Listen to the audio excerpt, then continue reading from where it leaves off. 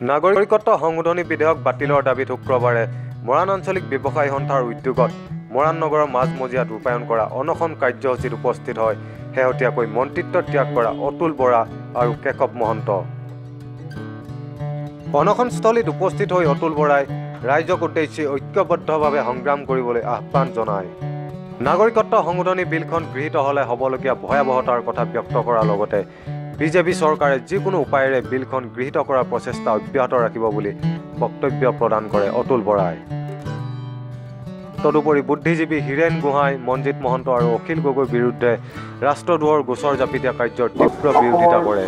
ৰাইজৰ জনমতৰ প্ৰতি সন্মান জনাই আপোনালোকে সকলোৱে গম পাইছে যে ভাৰতীয় জনতা পাৰ্টিৰ লগত মিত্ৰতা ভংগ কৰিছোঁ আৰু মন্ত্ৰীসভাৰ পৰা পদত্যাগ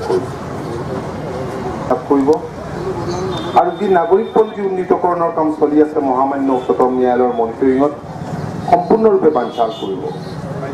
আৰু অসম চুক্তিখনক সকলো ৰাজনৈতিক দল মত নিৰ্বিশেষে সকলোৱে মানি লৈছে আৰু তাত স্পষ্টভাৱে উল্লেখ আছে যে 1971 চনৰ 25 মাৰ্চৰ আগত যি অনুপ্ৰৱেশ কৰিছিল এই সকলে ভাৰতীয় নাগৰিকৰ সুবিধা লাভ কৰিব।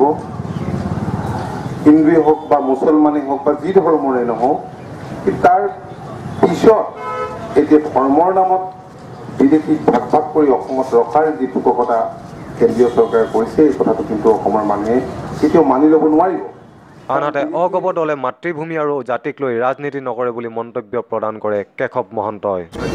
এটা কথা আমি ক'ব লাগিব যে স্বাধীনতাৰ পিছৰ পৰা আমাৰ ইয়াত কিছু সময়ত বিভিন্ন ধৰণৰ আন্দোলন হৈছিল।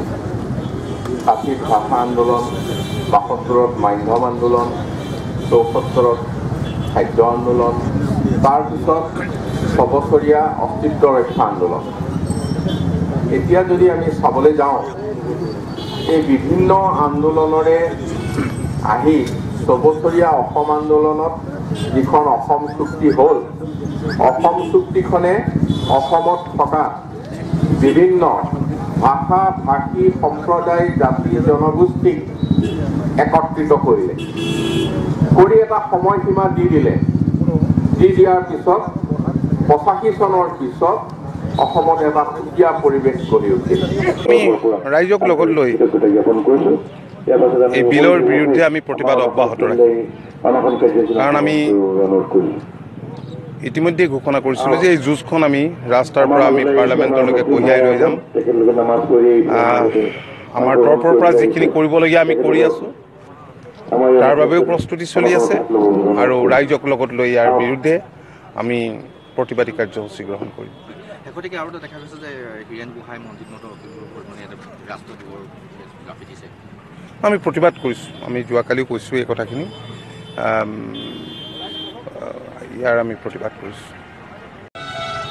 আমি অসম গণ পৰিষদ দলে মাতৃভূমিক আৰু জাতিক সংকটত পেলাই ৰাজনীতি নকৰোঁ, ক্ষমতাত নাথাকোঁ। এইটোৱে আমাৰ উদ্দেশ্য। গতিকে আমি ৰাইজৰ পক্ষত থাকি আগবাঢ়ি যাম।